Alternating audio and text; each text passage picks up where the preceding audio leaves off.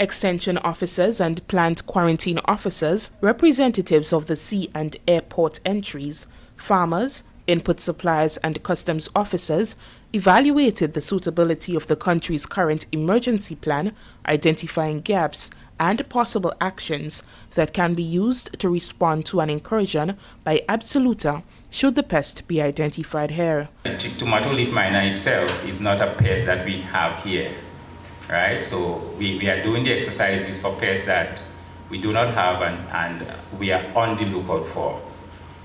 Right, so we refer to it as a plant quarantine pest. The main host is tomatoes, right? So it will damage tomatoes, whether the leaves, the fruits, or into the stems.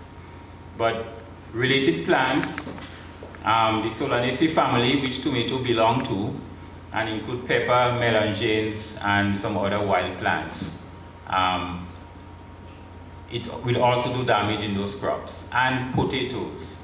I would have left out potatoes there, but what we call the white potatoes is also a related plant in the tomato family. So it also can damage the potatoes, not just the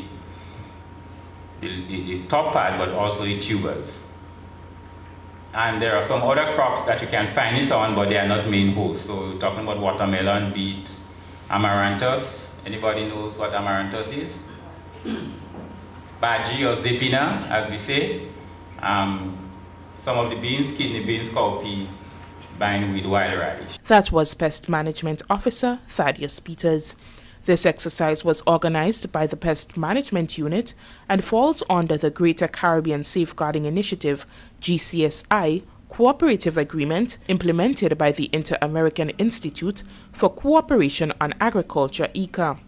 National Specialist for that organization, Derek Charles, explained that this project also plays a significant role in protecting agricultural outputs and commodities, ensuring that crops can thrive in environments that are free from pests and diseases. We talk a lot of our food security. So in terms of invasive species, we want to ensure that people are fully aware. I think awareness is a very important aspect of that. People need to be aware of certain species that are likely to cause major damage to our agricultural sector and to keep them away from our shores. We want to ensure our agricultural production system is free of these invasive species that can really put really cause major issues in the agricultural sector. Grenada's simulation exercise follows similar exercises in Dominica, St. Lucia, and other Caribbean countries that have not recorded instances of the pest. Officials here, however, will be increasing awareness and education on the Tuta Absoluta, which has been identified in Haiti, one Caribbean country that was added to the list of countries that the Animal and Plant Inspection Services, APHIS, designated to be infested by the miner and has market access for tomato into the United States. Due to its high reproductive rate, once introduced and established, all life stages can be found in the field. The larvae of the insects which feed aggressively can cause highly damaging effects on tomatoes and other vegetables and has the potential of threatening national food security.